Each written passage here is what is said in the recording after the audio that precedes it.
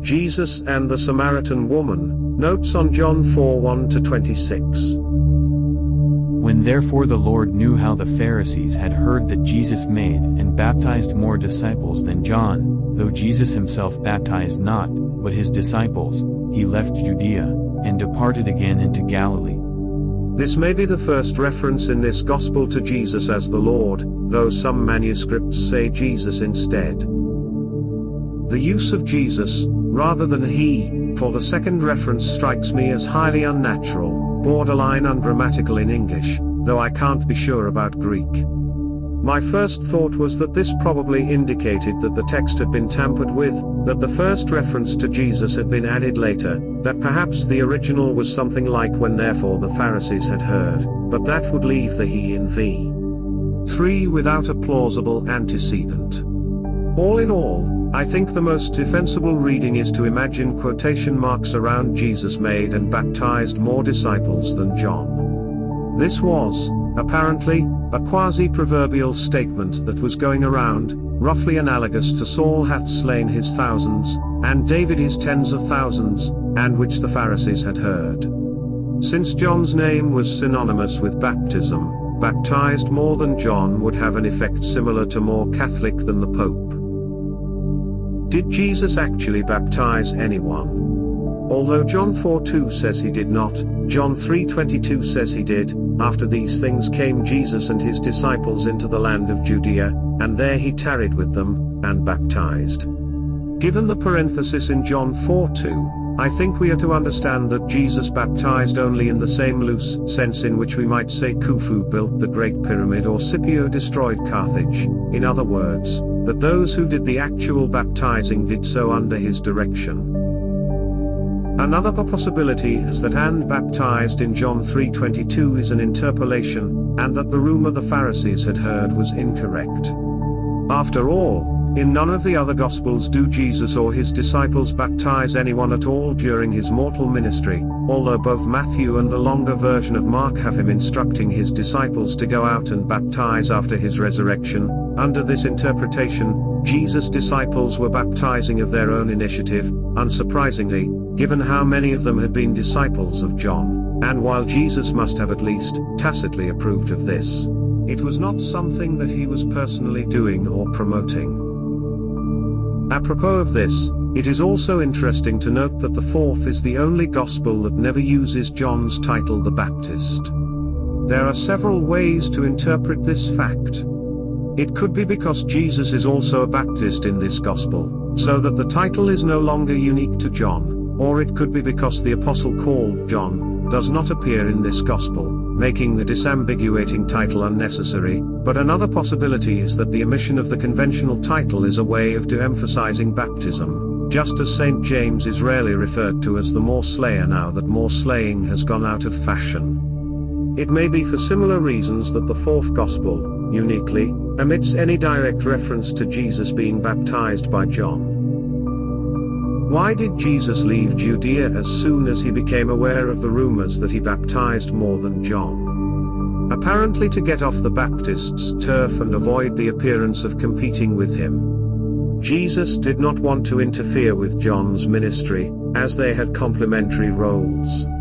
Perhaps that is what we are to understand from the fact that his disciples baptized, that these disciples of John continued to practice his teachings even after they became disciples of Jesus, because Jesus saw no conflict or contradiction between John's movement and his own. Once he realized that he might be stealing John's thunder, he decided to do his preaching elsewhere. And he must needs go through Samaria. Samaria was not a political division in the time of Christ, but constituted the northern part of the Roman province of Judea. It corresponded roughly to the ancient territories of Ephraim and Manasseh west of the Jordan, the modern West Bank. Judea proper was to the south, corresponding to ancient Judah and Benjamin, while Galilee consisted roughly of the lands formerly belonging to the northern tribes of Naphtali, Issachar, and Zebulun. Thus the need to pass through Samaria to get from the one place to the other. Then cometh he to a city of Samaria, which is called Sychar, near to the parcel of ground that Jacob gave to his son Joseph. Joseph was the father of Manasseh and Ephraim, whose ancestral lands later became Samaria. Most Samaritans were, or believed themselves to be, members of the otherwise lost tribe of Manasseh. Sychar has not been conclusively identified, and the language, a city of Samaria, which is called Sychar, suggests that it was not an important or well-known place. Now Jacob's well was there. Jesus therefore, being wearied with his journey, sat thus on the well, and it was about the 6th hour. The Old Testament account of Jacob does not connect him with any particular well. This was an oral tradition.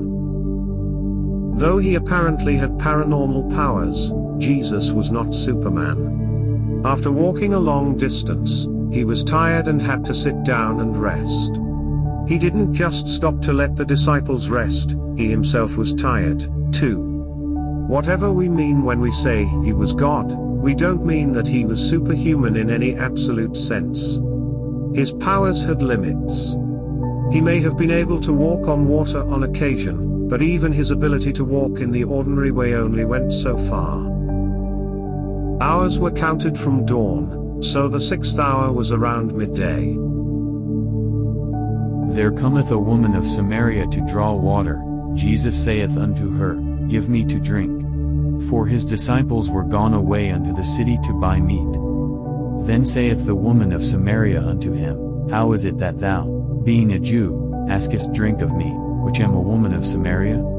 For the Jews have no dealings with the Samaritans.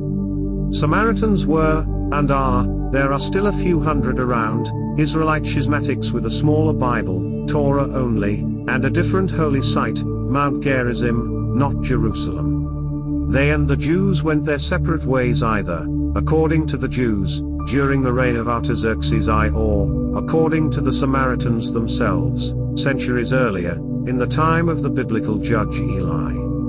Samaritans were not considered Jews, and Matthew 10:5-6 implicitly excludes them even from the lost sheep of the house of Israel, even though they certainly were Israelites. Elsewhere in the 4th Gospel, Samaritan seems to be used as a general purpose insult. Say we not well that thou art a Samaritan, and hast a devil? John 8:48. All in all, I think we would not be far wrong to say that the Jews of Jesus' time viewed Samaritans in much the same way that Christians have often viewed Jews.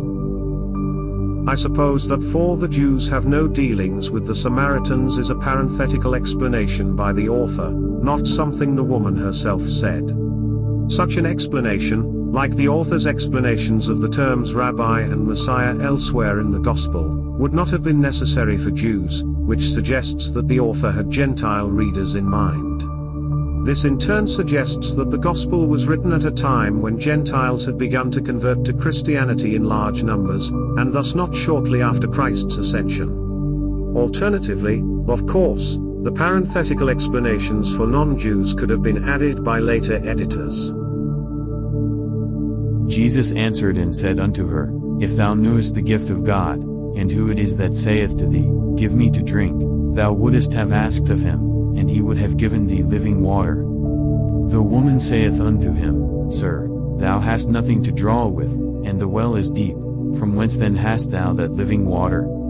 Art thou greater than our father Jacob, which gave us the well, and drank thereof himself, and his children, and his cattle? The woman's response, much like Nicodemus's can he enter a second time into his mother's womb, makes her seem stupidly literal-minded. It's irrelevant that Jesus has nothing to draw with and that the well is deep because, whatever he might mean by living water, he obviously can't be offering to give her water from the same well he just asked her to give him water from. The fact that Nicodemus, a highly educated man, makes the same sort of seemingly stupid response suggests that this was simply an accepted way of speaking at that time and place, and that it means, in essence, well, you obviously can't mean what you seem to be saying, so what do you mean? Notice that the woman does not say, living water. How can water be alive? She seems to take the concept for granted. I strongly suspect, although no translation I've seen seems to back me up on this, that living water was a common way of referring to running water, as opposed to the still water of a well or cistern. It is in the same spirit that mercury is called quick, or living, silver. That's why she asks if he thinks he's greater than Jacob. Just digging another well, as Jacob had done before him, would not require him to be greater. But Jesus is apparently offering to produce a river, or at least a fountain. The implied subtext of her question is, "Who do you think you are, Moses?" Jesus answered and said unto her, Whosoever drinketh of this water shall thirst again, but whosoever drinketh of the water that I shall give him shall never thirst, but the water that I shall give him shall be in him a well of water springing up into everlasting life. The woman saith unto him, Sir, give me this water, that I thirst not, neither come hither to draw. This brief exchange is all that is said about the living water. After v. 15, the subject is dropped and never returned to. Understanding what Jesus is talking about here is, then, a matter of guesswork or direct inspiration, as not much can be extracted from the text itself. He seems to be talking about resurrected life, a well of water springing up into everlasting life, and yet he has told the woman, in v. 10, that if she had asked, he would have given her this water, and resurrection is not very well something he could give to someone who is still alive. The woman's response again seems stupidly literal-minded. Obviously Jesus can't be talking about literal water and literal thirst. He himself is thirsty and has asked the woman for water, so he clearly doesn't have the power to make drinking water forever unnecessary. I think we must again think of this as simply an accepted way of speaking, perhaps tinged with gentle sarcasm. Jesus saith unto her, Go, call thy husband, and come hither. The woman answered and said, I have no husband. Jesus said unto her, Thou hast well said, I have no husband, for thou hast had 5 husbands, and he whom thou now hast is not thy husband, in that saidst thou truly. The interpretation of this little exchange hinges on whether we think Jesus already knew the woman's rather irregular marital situation when he said, Go, call thy husband, which, in turn, depends on whether and in what sense we think Jesus, as fully divine, knew everything. If Jesus already knew the woman had no husband, his question must have been, I don't know, a test of her honesty or something. She apparently was in a relationship with some man she was not married to. He whom thou now hast is not thy husband, so she could have produced this man and presented him to Jesus as her husband had she been so inclined. I tend to think, though, that Jesus did not know everything during his mortal life, at least not in any straightforward sense. After all, this chapter begins with when therefore the Lord knew, implying that he found out something he had not known before. I tend to think that Jesus simply assumed the woman had a husband and made his request in good faith, and that only when she had said I have no husband did he see everything.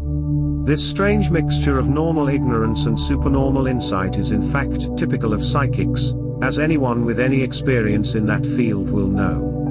My impression is that Jesus knew everything only potentially. If he looked, he could see, but he had to look. Why, then, did he respond to the woman's request for living water by asking her to bring her husband?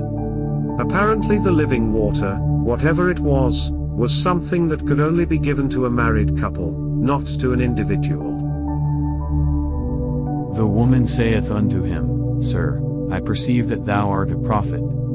This is a much stronger statement coming from a Samaritan than from a Jew, as the Samaritans acknowledged only one prophet, Moses, with a second one, or perhaps a return of the first, to come in the future. This was the Teheb, the prophet like unto Moses whose coming is prophesied in Deuteronomy 18, and belief in whom was a pillar of the Samaritan religion. The Teheb was supposed to be a descendant of Joseph. Jesus was from the tribe of Judah, but perhaps the fact that his father's name was Joseph made him a possible claimant. I would thus suggest the reading, I perceive that thou art the prophet, which, while not a literal translation, perhaps does better justice to what this sentence would imply coming from the lips of a Samaritan, whose creed was one God, one prophet, one holy book, one holy site. Already the Samaritan woman has recognized in Jesus' offer of living water a pretension to Moses-like status. Now, with this statement, we see the next step in her dawning realization that the man with whom she has been conversing may be the Teheb himself. Our fathers worshipped in this mountain, and ye say, that in Jerusalem is the place where men ought to worship. Jesus saith unto her, Woman, believe me, the hour cometh, when ye shall neither in this mountain, nor yet at Jerusalem, worship the Father.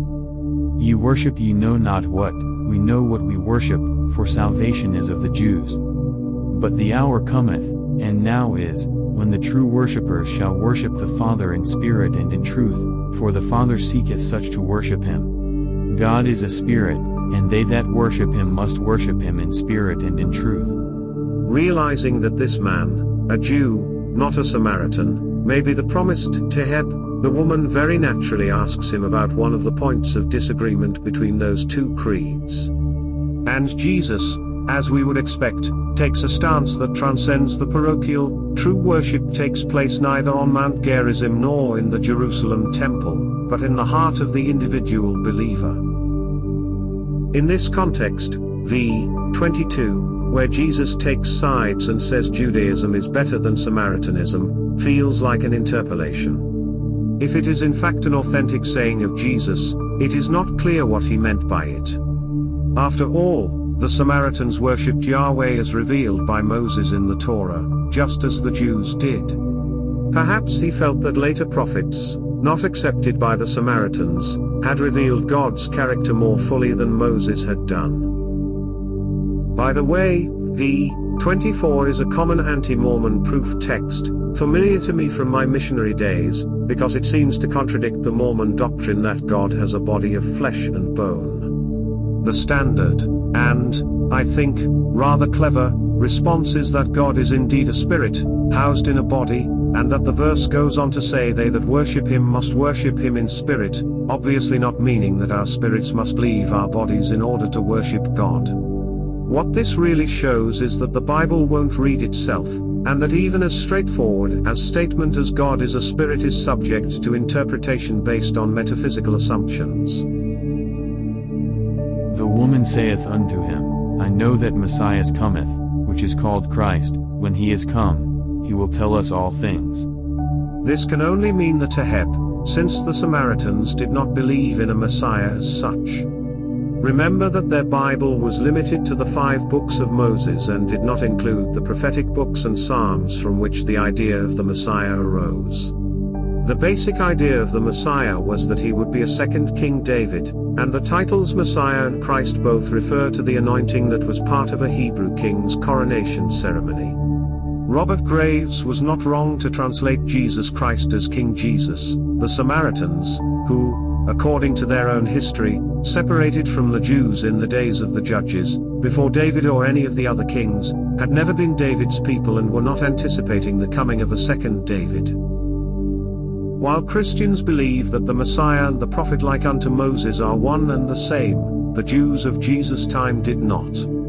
In John 1:25, for example, they say that John is not that Christ, nor Elias, neither that prophet, clearly understanding these to be 3 different figures. The Samaritans anticipated the coming of the Teheb, the prophet like unto Moses.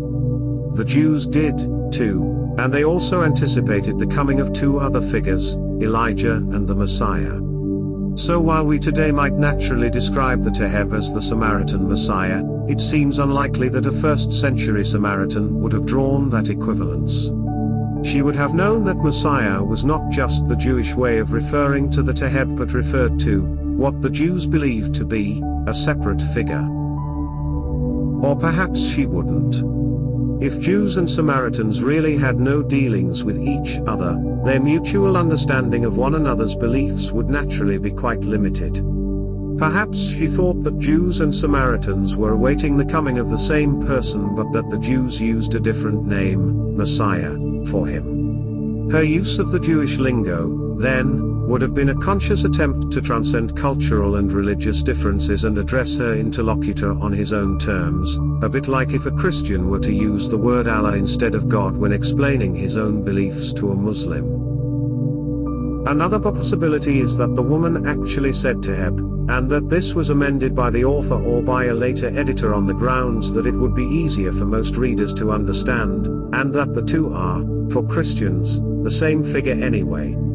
Against this interpretation, we have the references to that prophet, i.e., the prophet like unto Moses, or the Teheb, in John 1, which were not edited out. Yet another possibility is that the Samaritans really did use Messiah as a title of their Teheb. I know that the Jews were later to call him Messiah ben Joseph, as contrasted with the Messiah ben David, or the Messiah properly so called.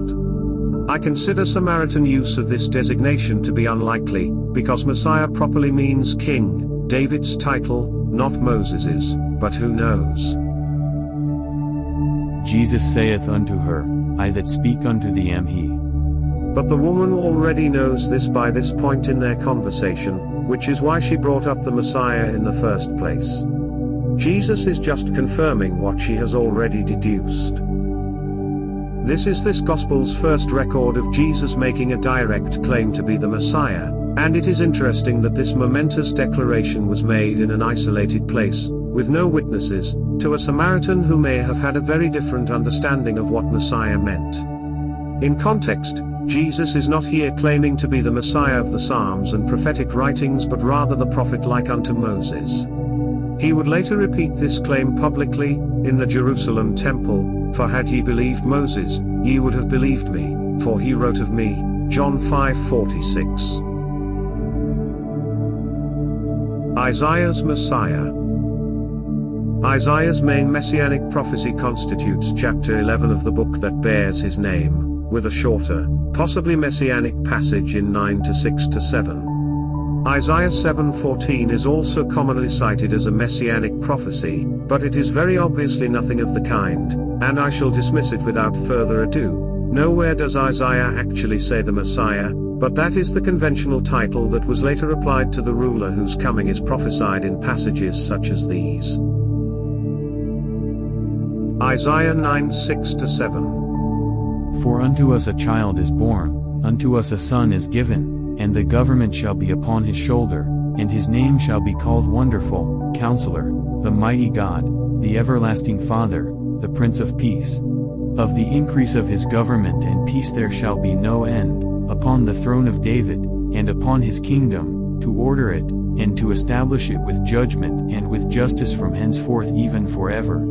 The zeal of the Lord of hosts will perform this. Wonderful, Counselor, the Mighty God, the Everlasting Father, the Prince of Peace is one possible translation of a long prophetic name, Pelagos El Gibor Abi Ad Sar Shalom, of the same sort as Marshal al-Hashbaz. Like many Hebrew names, it contains theophoric elements, but no Jewish reader would understand this name to indicate that the child would be God himself. However, once we have decided this prophecy refers to Jesus, that meaning can certainly be read into it in retrospect. As it reads, this is clearly a prophecy of a political leader, the government shall be upon his shoulder. His sitting upon the throne of David refers to ruling over a reunited kingdom of Israel and Judah. He will re-establish Israel as a kingdom and establish a just and peaceful government that will endure forever. Against reading this as a messianic prophecy, we have the fact that v. 6 refers to the child as having already been born, although his reign is still in the future. In this, he is similar to the other children who are given prophetic names in Isaiah 7-9, Emmanuel and Marshal al-Hashbaz, both of whom were clearly born in Isaiah's own days. Rashi's commentary in fact interprets this passage as referring to Ahaz's son Hezekiah, later to rule over Judah, including David's ancient capital, Jerusalem, in peace and righteousness, and understands forever to mean all the days of his life, as when it is said of Samuel, in 1 Samuel 1:22, that he will abide forever in the temple. Rashi also, I regret to report, reads the second part of v. 6 As his name shall be called, by the wonderful Counselor, the mighty God, the everlasting Father, the Prince of Peace, thus demonstrating the sort of tin-eared obtuseness which has, alas, so often been typically rabbinical. Isaiah 11. While Rashi believes 9-6-7 to be a non-messianic prophecy about Hezekiah, he does see chapters 11 as being about the Messiah. And there shall come forth a rod out of the stem of Jesse, and a branch shall grow out of his roots. Jesse was the father of David, so this refers to someone of the Davidic line.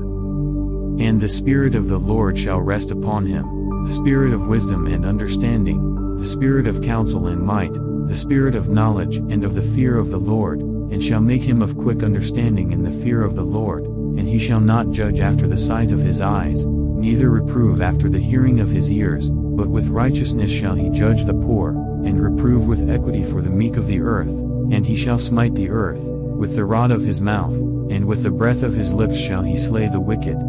And righteousness shall be the girdle of his loins, and faithfulness the girdle of his reins. While the reader might naturally assume that a king is being described, nothing in this passage says that directly. He will judge and reprove and smite, but it is not said that he will rule or reign. The obviously metaphorical bit about his smiting and slaying with the rod of his mouth, and with the breath of his lips leaves open the possibility that this Messiah will be primarily a teacher or prophet rather than an actual king. The wolf also shall dwell with the lamb, and the leopard shall lie down with the kid, and the calf and the young lion and the fatling together, and a little child shall lead them. And the cow and the bear shall feed, their young ones shall lie down together, and the lion shall eat straw like the ox. And the sucking child shall play on the hole of the asp, and the weaned child shall put his hand on the cockatrice's den. They shall not hurt nor destroy in all my holy mountain, for the earth shall be full of the knowledge of the Lord, as the waters cover the sea. I would tend to interpret this as a hyperbolic way of saying that the Messiah will bring peace, and he will bring it by spreading the knowledge of the Lord over the earth, not by exercising political power. Again, this is consistent with the Messiah's being a teacher and not a king. And in that day there shall be a root of Jesse, which shall stand for an ensign of the people, to it shall the Gentiles seek, and his rest shall be glorious. Commentators generally understand his rest to mean the place where he lives, i.e., Judah. And it shall come to pass in that day, that the Lord shall set his hand again the second time to recover the remnant of his people, which shall be left, from Assyria, and from Egypt, and from Pathros, and from Cush, and from Elam, and from Shinar, and from Hamath, and from the islands of the sea. And he shall set up an ensign for the nations, and shall assemble the outcasts of Israel, and gather together the dispersed of Judah from the four corners of the earth. 13. The envy also of Ephraim shall depart, and the adversaries of Judah shall be cut off. Ephraim shall not envy Judah, and Judah shall not vex Ephraim. But they shall fly upon the shoulders of the Philistines toward the west, they shall spoil them of the east together, they shall lay their hand upon Edom and Moab, and the children of Ammon shall obey them. And the Lord shall utterly destroy the tongue of the Egyptian sea, and with his mighty wind shall he shake his hand over the river, and shall smite it in the 7 streams, and make men go over dry shod. And there shall be an highway for the remnant of his people, which shall be left, from Assyria, like as it was to Israel in the day that he came up out of the land of Egypt. The Israelites will leave the lands where they now live scattered and will return to Israel, as happened in the Exodus. There is even a reference to the Red Sea being parted again. This seems to connect the Messiah with the prophet like unto Moses, suggesting that they are after all the same person. Applicability to Jesus. The only thing about Isaiah 9:6-7 that would bring Jesus to mind is the name itself, with its implication that a child could be born who would be God himself. As I have said, I don't think it actually implies that in context, though, and nothing else in this brief prophecy has anything to do with Jesus. All in all, I think I agree with Rashi that, pace handle, this was never intended to be a messianic prophecy at all. Isaiah 11 is indisputably messianic in character, and I was pleasantly surprised to see how little in it suggests a literal king on the throne of David. Everything in VV 2-5 is more or less consistent with Jesus. However, VV 6-9, describing a peaceable kingdom in which even predators will cease to prey, is harder to apply to Jesus, who did not after all bring anything resembling world peace. The bit about how the earth shall be full of the knowledge of the Lord, as the waters cover the sea, seems to have been at least partly fulfilled by Jesus. Knowledge of the God of the Hebrews is now virtually universal, that is, very nearly everyone in the world has heard of him and knows a bit about him, and that happened because of Jesus. However, Isaiah seems to be predicting a knowledge of the Lord that runs deeper than mere information, seems to be saying that people will really know the Lord and will thus become peaceful, and that has not happened. In v. 10, we are told that the Gentiles will turn their attention to the Messiah and his homeland, and that certainly came true because of Jesus. The remainder of the chapter, which is about the return of the scattered Israelites to their ancient homeland, arguably began to be fulfilled with the creation of the modern state of Israel, but that was long after Jesus' time. Many of the details of this prophecy refer to nations that were already irrelevant even in the time of Jesus, to say nothing of the 20th century. I think it's safe to say that if Isaiah had consciously foreseen Jesus' life and work with any degree of clarity or accuracy, this isn't what he would have written. At best, he had a vague intuition that a savior was coming, but what exactly that meant, and what he would save people from, was filled in by his own preconceptions, or possibly by prophetic inklings of other things to come, not directly related to the life of Jesus, which unintentionally got mixed up with his messianic vision. Jeremiah's Messiah. I have found 3 plausibly messianic passages in Jeremiah. Jeremiah 23:5-8. Behold, the days come, saith the Lord, that I will raise unto David a righteous branch, and a king shall reign and prosper, and shall execute judgment and justice in the earth. In his days Judah shall be saved, and Israel shall dwell safely, and this is his name whereby he shall be called, the Lord our righteousness. The Messiah will be a king, David's heir, and will restore the Israelite nation to independence and safety. Jeremiah wrote during the Babylonian captivity. At first it seems that the name the Lord our righteousness is being applied to this Davidic king, but in fact I think he refers to Israel, for reasons that will be explained below. Therefore, behold, the days come, saith the Lord, that they shall no more say, The Lord liveth, which brought up the children of Israel out of the land of Egypt, but, The Lord liveth, which brought up and which led the seed of the house of Israel out of the north country, and from all countries whither I had driven them, and they shall dwell in their own land. Jeremiah takes up Isaiah's theme that the restoration of Israel will be a second and greater Exodus, and the Messiah, by implication, a second and greater Moses. Jeremiah 34:9. And these are the words that the Lord spake concerning Israel and concerning Judah. For it shall come to pass in that day, saith the Lord of hosts, that I will break his yoke from off thy neck, and will burst thy bonds, and strangers shall no more serve themselves of him, but they shall serve the Lord their God, and David their king, whom I will raise up unto them. Nothing very new here. The Messiah is spoken of as the return of King David, and he will release Israel from captivity. Jeremiah 33:14-18. Behold, the days come, saith the Lord, that I will perform that good thing which I have promised unto the house of Israel and to the house of Judah. In those days, and at that time, will I cause the branch of righteousness to grow up unto David, and he shall execute judgment and righteousness in the land. In those days shall Judah be saved, and Jerusalem shall dwell safely, and this is the name wherewith she shall be called, the Lord our righteousness. This is closely parallel to 23:5-6, but the difference is in wording, the use of the feminine Jerusalem rather than the masculine Israel, make it clear that in both passages the name the Lord our righteousness is being applied to Israel/Jerusalem and not to the Messiah himself. For thus saith the Lord, David shall never want a man to sit upon the throne of the house of Israel, neither shall the priests the Levites want a man before me to offer burnt offerings, and to kindle meat offerings, and to do sacrifice continually.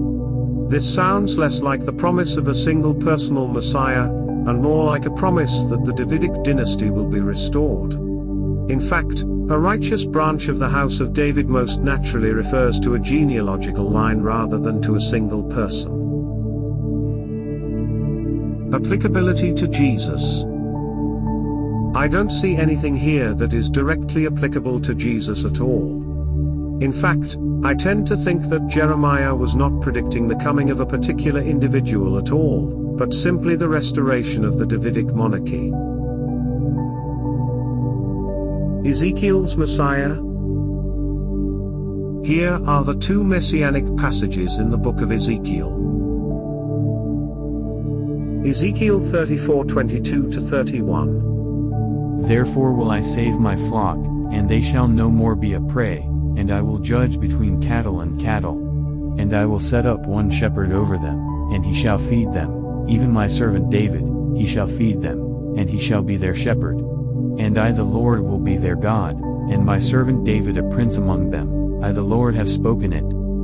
This future David can only be the Messiah. Notice the shepherd imagery, later appropriated by Jesus. Calling himself the Good Shepherd was perhaps an indirect way of claiming to be the Davidic Messiah written of by Ezekiel. And I will make with them a covenant of peace, and will cause the evil beasts to cease out of the land, and they shall dwell safely in the wilderness, and sleep in the woods. This recalls Isaiah's prophecy that even beasts of prey will become peaceful. And I will make them in the places round about my hill a blessing, and I will cause the shower to come down in his season. There shall be showers of blessing. And the tree of the field shall yield her fruit, and the earth shall yield her increase, and they shall be safe in their land, and shall know that I am the Lord, when I have broken the bands of their yoke, and delivered them out of the hand of those that serve themselves of them. The Messiah brings material, or perhaps metaphorical, safety and prosperity. And they shall no more be a prey to the heathen, neither shall the beast of the land devour them, but they shall dwell safely, and none shall make them afraid. And I will raise up for them a plant of renown, and they shall be no more consumed with hunger in the land, neither bear the shame of the heathen any more. This suggests that the evil beasts spoken of before are not literal animals but refer to the heathen. Cf. Daniel's prophecies, in which various heathen kingdoms are represented as lions, leopards, bears, etc. Thus shall they know that I the Lord their God am with them, and that they, even the house of Israel, are my people, saith the Lord God. And ye my flock, the flock of my pasture, are men, and I am your God, saith the Lord God. The meaning of the Messiah is that Israel is God's people and is under his protection. There is no hint of the Messiah's being a savior of the world, only of Israel. Ezekiel 37:21-28. And say unto them, Thus saith the Lord God, Behold, I will take the children of Israel from among the heathen, whither they be gone, and will gather them on every side, and bring them into their own land, and I will make them one nation in the land upon the mountains of Israel, and one king shall be king to them all, and they shall be no more two nations, neither shall they be divided into two kingdoms any more at all.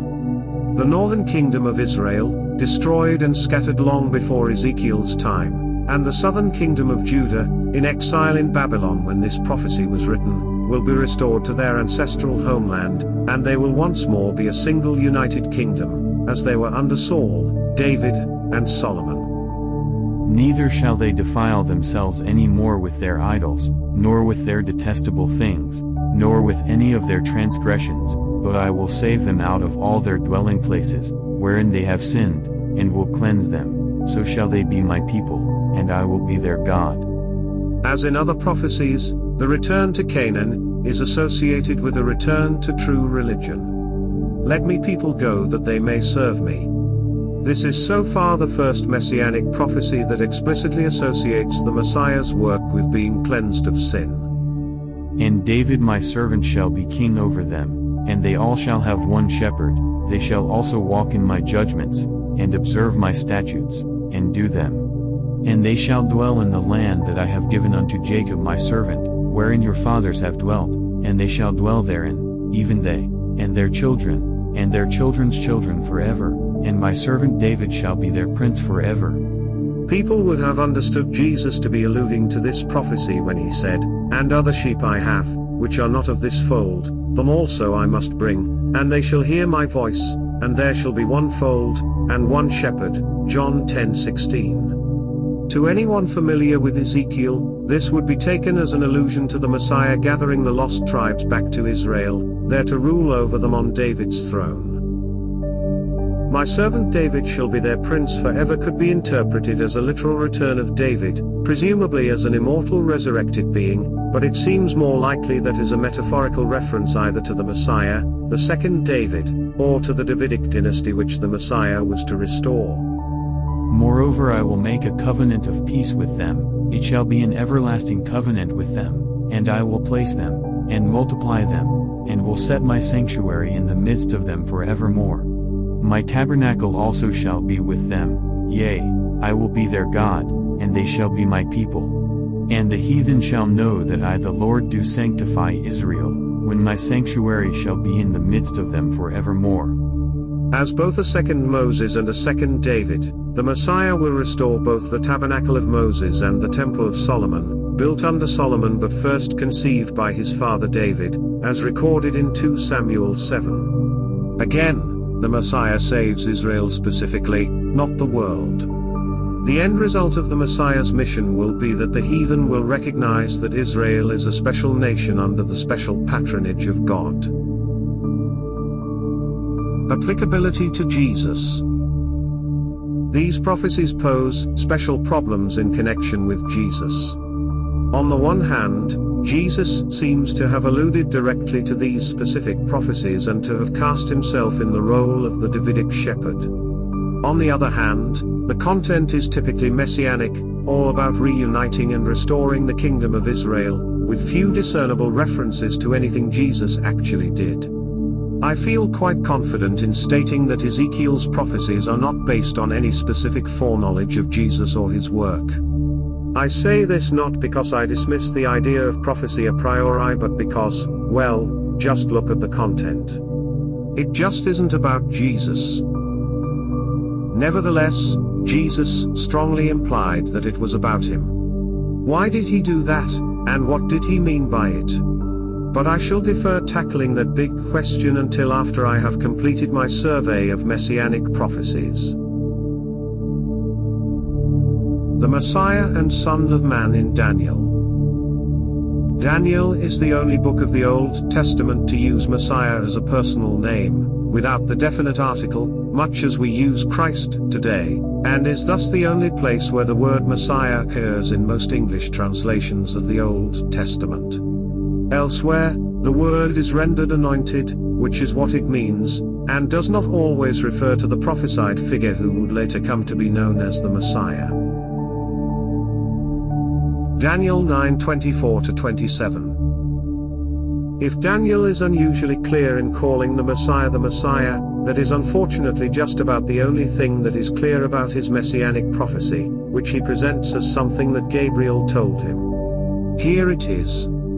70 weeks are determined upon thy people and upon thy holy city, to finish the transgression, and to make an end of sins, and to make reconciliation for iniquity, and to bring in everlasting righteousness, and to seal up the vision and prophecy, and to anoint the most holy. Know therefore and understand, that from the going forth of the commandment to restore and to build Jerusalem unto the Messiah the Prince shall be 7 weeks, and 62 weeks, the street shall be built again, and the wall, even in troublous times.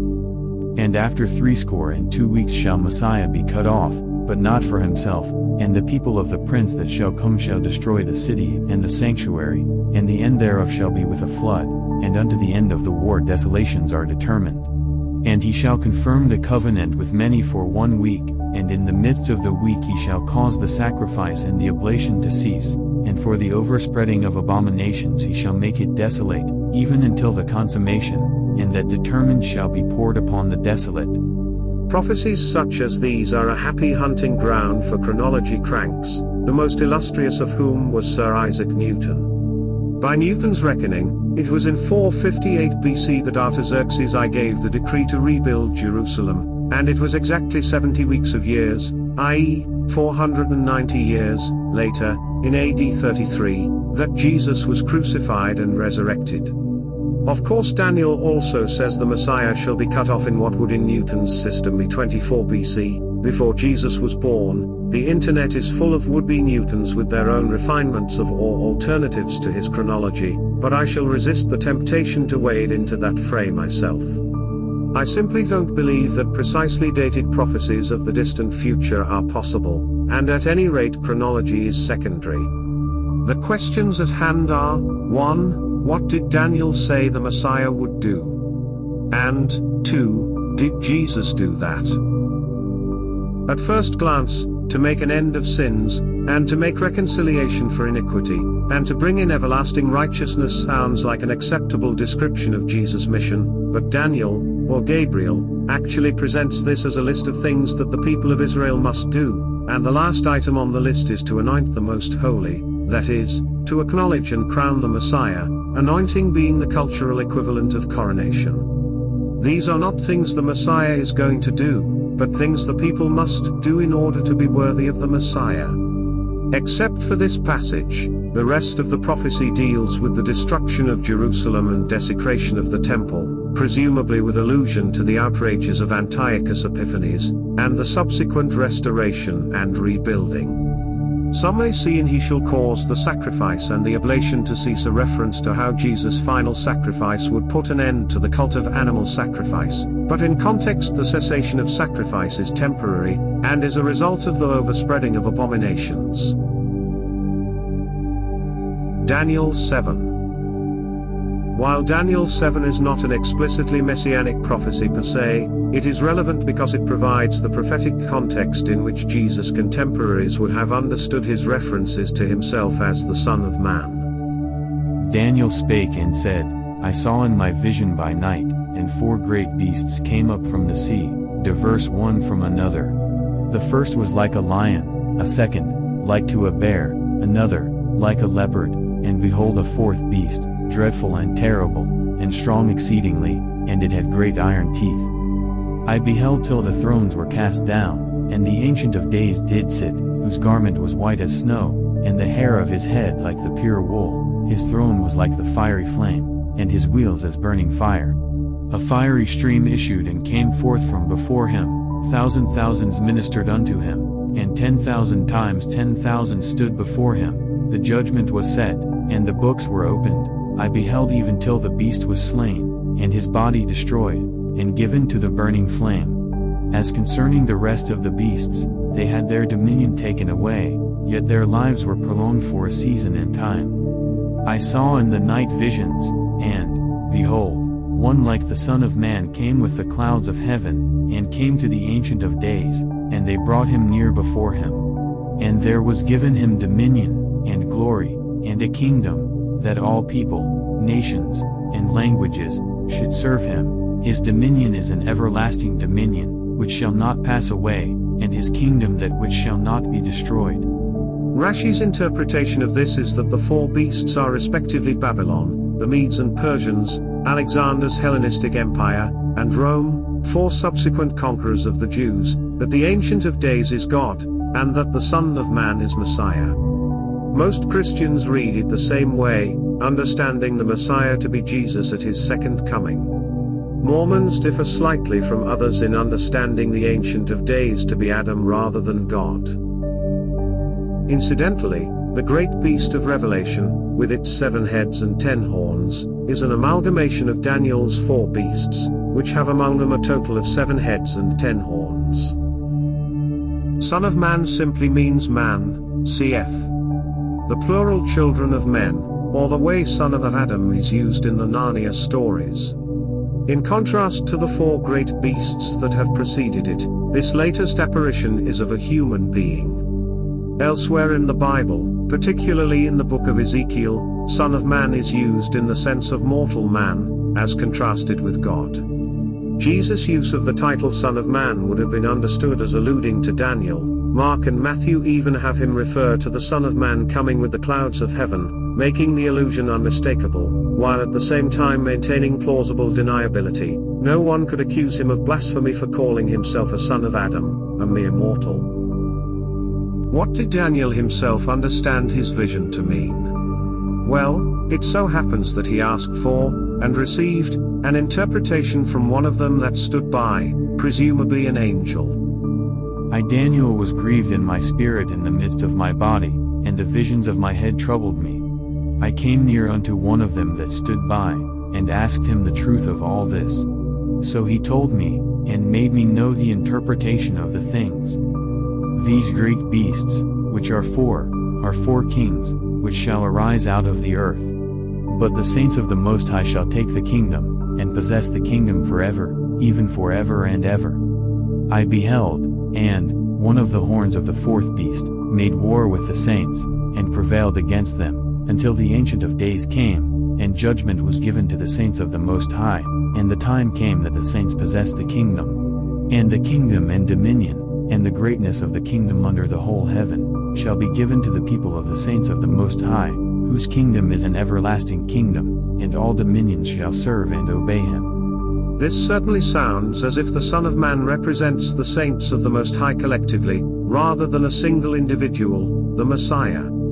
After the successive dominance of the four heathen kingdoms represented by the beasts, God will intervene and give dominion over the world to Israel, a holy and therefore fully human kingdom.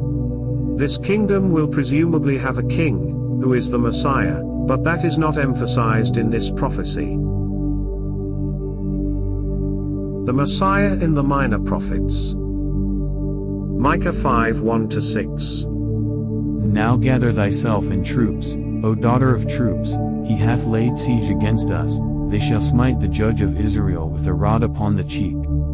But thou, Bethlehem Ephratah, though thou be little among the thousands of Judah, yet out of thee shall he come forth unto me that is to be ruler in Israel, whose goings forth have been from of old, from everlasting.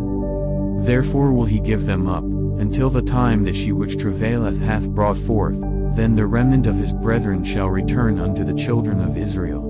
And he shall stand and feed in the strength of the Lord, in the majesty of the name of the Lord his God, and they shall abide, for now shall he be great unto the ends of the earth. And this man shall be the peace, when the Assyrian shall come into our land, and when he shall tread in our palaces, then shall we raise against him 7 shepherds, and 8 principal men.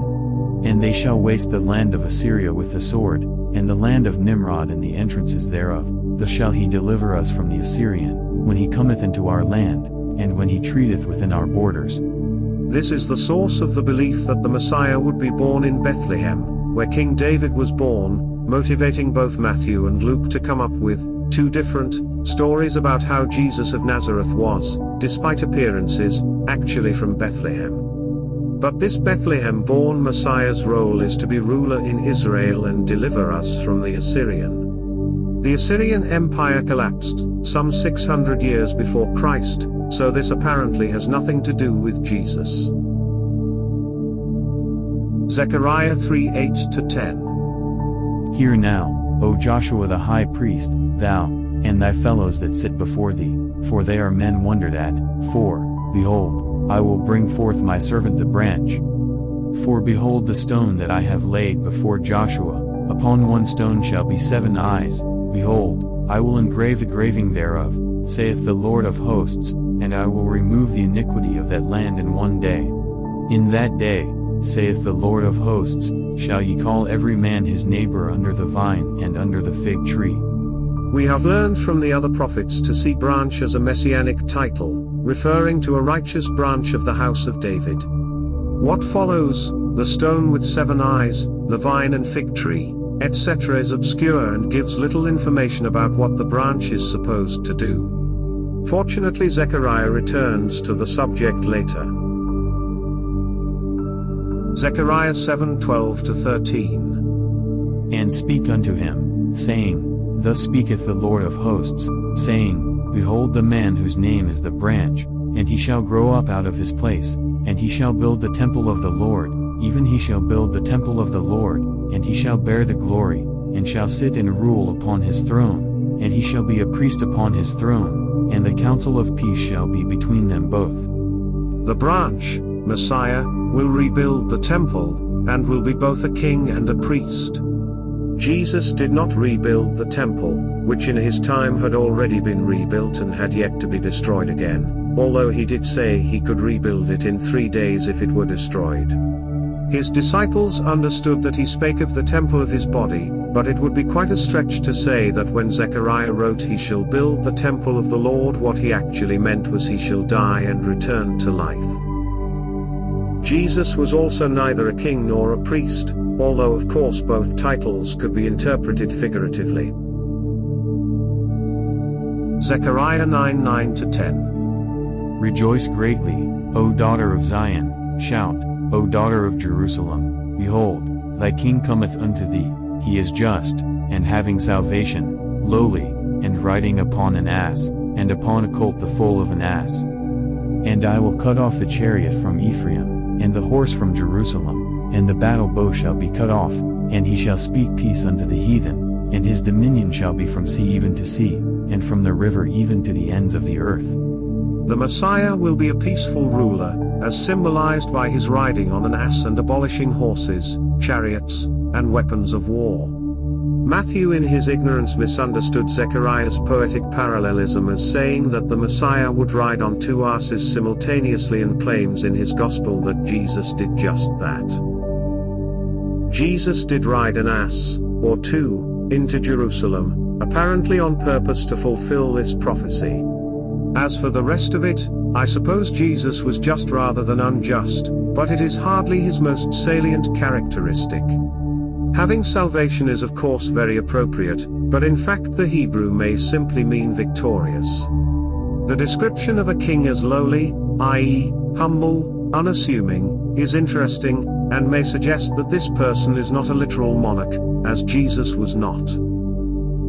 Jesus did not bring peace in any literal or worldly sense, but perhaps speaking peace to the heathen, and reigning from the river to the ends of the earth, can be interpreted in terms of creating a religion which embraced Gentile as well as Jew and which spread over the whole world. Specifically, Christianity conquered Rome by renouncing violent resistance and speaking peace unto the heathen. Overall, I find this one of the most relevant to Jesus of the Messianic prophecies. Jesus and the Messianic prophecies, summary and conclusions. Having surveyed what I understand to be the main Messianic prophecies of Isaiah, Jeremiah, Ezekiel, Daniel, Micah, and Zechariah, as well as the Deuteronomy-based Samaritan Messiah, I shall now attempt to summarize what I have found and draw some conclusions. Which prophecies I considered and why. First of all, I should perhaps say something about the apparent spottiness of my survey, which has excluded a great many passages commonly thought of by Christians as Messianic prophecies. Some few of these, such as the famous Emmanuel prophecy in Isaiah 7:14, I reject entirely as manifestly having nothing to do with the Messiah or with Jesus. Many others, though, such as the suffering servant prophecies of Deutero-Isaiah, may well have been intended as Messianic prophecies and may well have been fulfilled by Jesus, but have nevertheless been excluded from my survey. This is because my purpose has not been to list every single prophecy that may be about the Messiah or about Jesus, but rather to collect the prophecies that define the Messiah, those that can tell us what exactly Jesus and his disciples were claiming when they claimed he was the Messiah. Take Isaiah 53, for example, universally regarded by Christians as a prophecy of Jesus' atonement for sin. He was wounded for our transgressions, he was bruised for our iniquities, and with his stripes we are healed. It may well be just that, but what it is not is one of the passages that help to define the idea of the Messiah. Jesus is the Messiah does not mean that Jesus was wounded for our transgressions and so on. Isaiah's suffering servant is not clearly and explicitly a messianic figure. Rashi takes him to be a symbolic representation of the nation of Israel. The Ethiopian eunuch of Acts 8 asks Philip about Isaiah 53, "I pray thee, of whom speaketh the prophet this? Of himself, or of some other man?" So far is this chapter from being explicitly messianic that his first thought was that it was about Isaiah himself. I believe that the prophecies I included in my survey, in contrast, do define the Messiah. In other words, when Jesus said he was the Messiah, he was saying that he was the person referred to in these prophecies. The centrality of the Messiah. I was impressed to discover just how major a theme the Messiah is in both the Old and New Testaments. All the major prophets and several of the minor ones wrote about the Messiah. If we include all the prophecies about the Messiah's work, the restoration of Israel, even those that do not focus on the Messiah as an individual, they account for an even larger percentage of the Bible's prophetic material. I have sometimes been tempted to think of the Messiah as being something like Hanukkah, a relatively minor aspect of Judaism, the importance of which has been exaggerated as a result of Christian influence, but that was a mistake. The centrality of the Messiah to the Old Testament is a manifest fact, not, as I have sometimes thought, an artifact of reading the book through the lens of Christianity. Jesus and the writers of the New Testament were very, very familiar with these prophecies, not just with the general idea of the Messiah, but with the detailed content of the Messianic writings, and made numerous specific allusions to them, many of which would not be noticed by most modern readers, including myself before undertaking the present project. This has confirmed to me the importance of facing this issue head-on. Jesus Christ is first and foremost Jesus Christ, a Messiah claimant, and believing in him while at the same time sidelining the whole Messiah business is simply not an honest option. David and Moses. The three most mentioned personal names in the Bible are Jesus, David, and Moses, in that order. That fact in itself confirms what I have said about the centrality of the Messiah. The Jews were expecting the coming of a new David and a new Moses, and Jesus claimed to be both. Among Jesus' contemporaries, opinion seems to have been divided regarding whether the new David and the new Moses, the Messiah and the prophet, were to be two people or one. I come down on the latter side of the controversy. From the point of view of Old Testament prophecy, the Messiah ben David cannot be separated from the prophet like unto Moses. The same things that make him a second David also make him a second Moses. David ruled over a united and independent nation of Israel. The northern tribes seceded under the reign of his grandson Rehoboam, and this northern kingdom was destroyed and scattered by the Assyrians circa 722 BC. The Davidic dynasty continued to rule the southern kingdom of Judah until the conquest of Judah by Babylon in 597 to 586 BC. At that time, most of the Jews were deported to Babylon and lived in exile there. They would later return to their homeland, but not as a free and independent nation. The new David, David's legitimate successor, was to restore Israel to the situation it had enjoyed under David. That is, he was to bring the exiles, meaning the 10 lost tribes and, for prophets who wrote during that period, the Jews in Babylon, back to their homeland, free Israel from the rule of foreign nations, Assyria, Babylon, Persia, Greece, Rome, and establish himself as sovereign king of Israel. But this is also a summary of what Moses did. He freed Israel from subjection to a foreign power, Egypt, and he led them back to the ancestral homeland from which they had been exiled, almost brought them back. As we know, Moses himself died just before entering the Promised Land, and so the work of the Exodus was completed by his successor Joshua, or, to use the Greek form of his name, Jesus.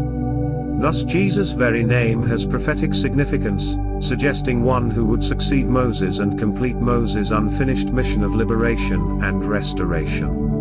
It also seems significant that his father's name was Joseph. In the Old Testament, It is Joseph who brings the Israelites into Egypt in the first place, and Joshua/Jesus who finally brings them back to their own land. Mary, for her part, has the same name as Moses' sister Miriam, the only woman to play a prominent role in the Exodus. Who is the Messiah? The Messiah is a new David and a new Moses. This is the central unifying concept that underlies all the Messianic prophecies. A summary of the Messiah's mission. The Messiah will, above all, re-establish the throne of David and rule on it forever. All the tribes of Israel will return to their ancient homeland and be re-established as a single united kingdom, no more to be subject to foreign powers. The Messiah will be full of the Spirit of the Lord and will rule with wisdom and justice. Besides ruling specifically over Israel, the Messiah will also have dominion over the whole earth. He will bring peace, either by destroying the heathen nations, often referred to metaphorically as wild beasts, or by rendering them peaceful and harmless. He will abolish war and weapons of war. Israel will live in safety and have nothing to fear. He will also bring material prosperity, favorable weather, and an end to hunger. The Messiah will rebuild the temple in Jerusalem and re-establish the Levitical cult of animal sacrifice. The tabernacle of Moses may also be restored alongside the temple. One prophecy speaks of the Messiah himself being a priest. The Messiah will be a prophet like Moses. He will put an end to idolatry and cleanse Israel of their sins, and he will spread knowledge of the Lord over the whole earth. A second coming. There is not the slightest hint in Old Testament prophecy that the Messiah will come twice. His is a second coming, all right, but a second coming of David. I tend therefore to think of the Christian doctrine of the second coming as something of a cop-out, and facile way of dealing with Jesus' apparent failure to do what the Messiah was expected to do. Either Jesus fulfilled the Messianic prophecies, or he didn't. If he did, we must come up with some non-obvious but convincing interpretation of those prophecies, since if they are taken at face value he did not fulfill them. If he did not fulfill the prophecies, then he was not the Messiah, and the real Messiah is either still to come in the future or else was a delusion all along.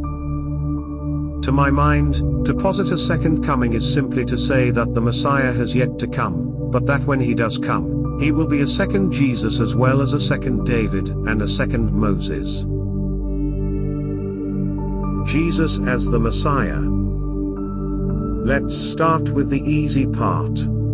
Jesus was undeniably a prophet, and a prophet of Mosaic and more than Mosaic stature. Like Moses, he led the way out of Egyptian slavery, though, ironically, the Egyptian to whom the people of his day were enslaved was Moses. This aspect of the Messiah's mission fits Jesus perfectly. As for putting an end to idolatry and spreading knowledge of the Lord over the whole earth, it can be argued that that process was set in motion by Jesus. The spread of Christianity put an end to the idolatrous pagan religions of the Roman Empire, and today non-idolaters, comprising Christians, Muslims, Jews, and the non-religious, comprise some 70% of the world population. Even among those who do not profess to worship the God of Abraham, some degree of knowledge of that God is virtually universal. Christianity, if not Jesus personally, did speak peace to the heathen, successfully assimilating the Roman Empire, not without some regrettable assimilation in the other direction, and rendering the heathens' nations no longer a threat. As for the Davidic part of the Messiah's mission, Jesus certainly did not accomplish it in any literal sense. He did not gather Israel. The Jews were already living in their homeland in his time, though most of them had been driven out by the end of the 2nd century and did not return in large numbers until modern times. The 10 lost tribes remain lost. Jesus did not free Israel from foreign rule, it continued to be ruled by the Romans, and later the Arabs and the British. Israel is now an independent country again, but that did not happen until many centuries after Jesus, and its sovereignty over Jerusalem is still contested. Jesus did not restore David's throne, and the new Israel was founded as a modern democratic state with no king. Jesus did not rebuild the temple in Jerusalem, which had already been rebuilt centuries before and was still standing in his day. This second temple was destroyed in AD 70, and has never been rebuilt. If, then, we wish to maintain that Jesus was the Messiah and accomplished the Messiah's mission, all this must be interpreted figuratively. Jesus was figuratively a king.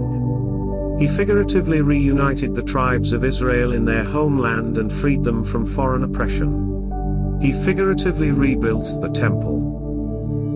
Jesus himself clearly claimed to be a king only in a figurative sense. Once, when a crowd of would-be subjects would come and take him by force, to make him a king, he ran away from them and hid in the mountains, John 6:14-15.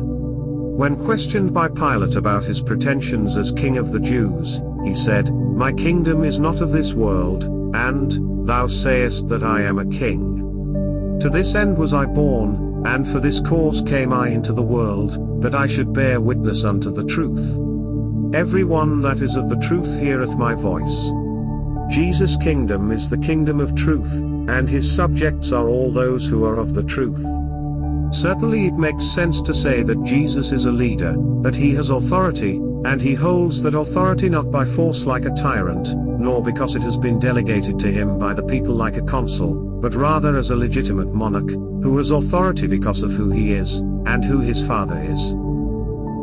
Building the temple of the Lord is also relatively easy to interpret figuratively, with reference to Jesus' role as what might loosely be called a religious reformer, as someone who brought humanity into a new relationship with God. Every temple, every religious edifice, is sooner or later desecrated or destroyed, or is simply outgrown by new developments in human consciousness, and so people like Moses, David, Jesus, and Joseph Smith are necessary, builders of temples, people who, although they respect and build upon existing foundations, fundamentally offer new wine in new bottles. By putting Jesus in a list with others, I in no way mean to imply that he was not absolutely unique, but it was Jesus himself who, by calling himself the Messiah, claimed to be in some sense the same sort of thing that Moses and David were, and who also said there would be others like them to come. It may seem somewhat counterintuitive to put King David in the same category as Moses and Jesus, but I think it is justifiable. The great psalmist introduced into the law-based religion of Moses something personal, and conscious and lyrical, almost romantic avant la lettre, and it was on this foundation, even more than on the stone tables of Moses, that Jesus was to build his temple. That leaves the gathering of Israel, the hardest aspect of the Messianic mission to apply to Jesus, even figuratively. My best guess is that it has to do with the establishment of Christianity as a universal religion, transcending the ethnic religion of Judaism. The lost tribes were thought of as being scattered throughout all the nations of the earth, and the Messiah was to set up an ensign to the nations that would draw God's people from every corner of the world.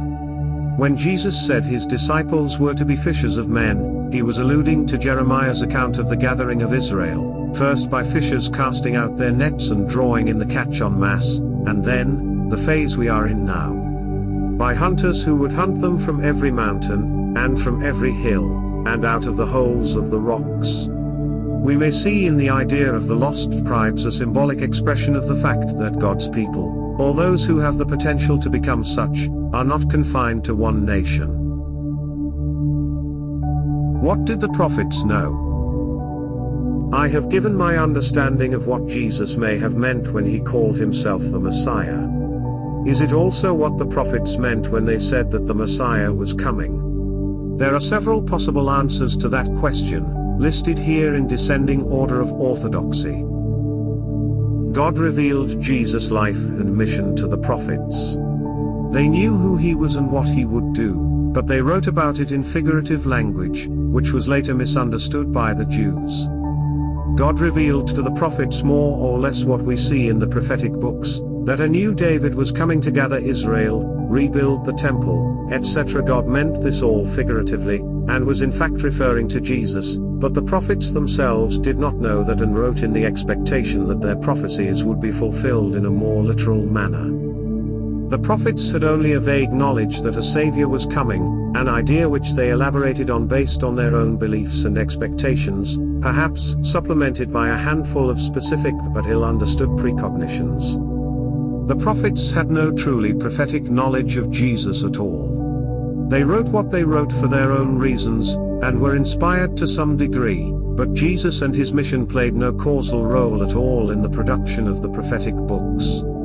Jesus, born among people who were expecting a Messiah, decided to cast himself in that role and to reinterpret the Messianic prophecies as references to himself. Had he been born in a different culture, he would have assumed the role of the Saint or the Mahdi or Maitreya Buddha or whatever, and would have read his own mission into those prophecies.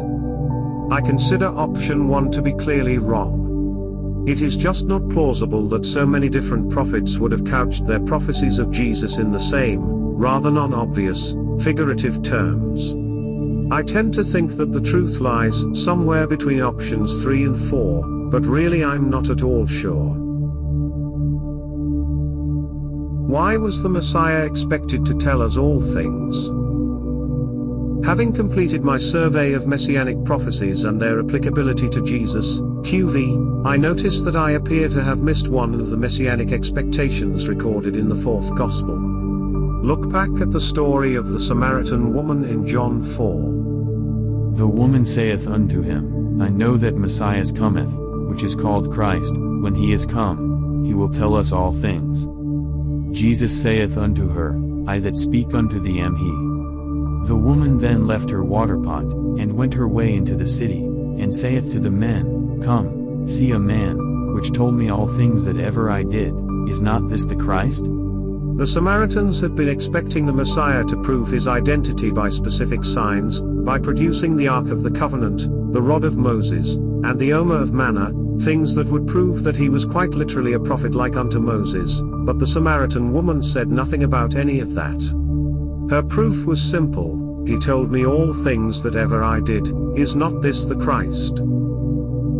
In John 1, it is strongly implied that the Jews, too, expected the Messiah to be someone who could tell them things no one else could know. Jesus saw Nathanael coming to him, and saith of him, Behold an Israelite indeed, in whom is no guile. Nathanael saith unto him, Whence knowest thou me?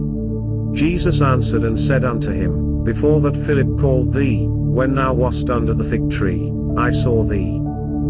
Nathanael answered and saith unto him, Rabbi, thou art the Son of God, thou art the King of Israel. Jesus answered and said unto him, Because I said unto thee, I saw thee under the fig tree, believest thou? Thou shalt see greater things than these. Jesus knew, apparently by supernormal means, Nathanael's character and whatever it was that happened to him under the fig tree, and that was enough to prove to Nathanael that he was the Messiah. Nowhere in the prophecies I looked at is there anything that says the Messiah will be distinguished by his supernormal knowledge or his ability to tell us all things, and yet both Nathanael and the Samaritan woman seemed to take this for granted as a sign of the Messiah. There is of course a sense in which any sufficiently impressive miracle would show that Jesus was someone very special and thus perhaps the Messiah. We could easily imagine someone seeing him walk on water, concluding that he must be the Messiah, even in the absence of any specific prophecy that the Messiah would do anything like that. This perhaps suffices to explain Nathanael's reaction, but not that of the Samaritan woman, who said, I know that Messias cometh, which is called Christ. When he is come, he will tell us all things. This implies a specific prophecy. No one would have said, for example, I know that when Messias is come, he will walk on water. Now my survey of Messianic prophecies was not exhaustive. As I have explained in other posts, I wanted to find those few prophecies that define the Messiah, that tell us what the claim I am the Messiah means, not every single Old Testament passage that might conceivably be about the Messiah. My first thought, then, was to go back and comb through the prophetic books once again looking for this elusive tell us all things prophecy, But then I remembered that this was the expectation of a Samaritan, which makes things much simpler. The Samaritans' only prophet is Moses, their only scripture is the Torah, and their only messianic prophecy is in the 18th chapter of Deuteronomy. Nothing Isaiah or Zechariah or any other Jewish prophet may have written is of any relevance. Sure enough, that chapter turns out to be the probable source of this prophecy. Here is Deuteronomy 18:18 as it reads in the King James Version. I, God, will raise them, Israel, up a prophet from among their brethren, like unto thee, Moses, and will put my words in his mouth, and he shall speak unto them all that I shall command him. I propose that the bolded passage is the source of the prophecy alluded to by the Samaritan woman. English grammar requires that I shall command him be a restrictive relative clause, so in English this cannot mean that the prophet will tell them everything, but only everything that God commands.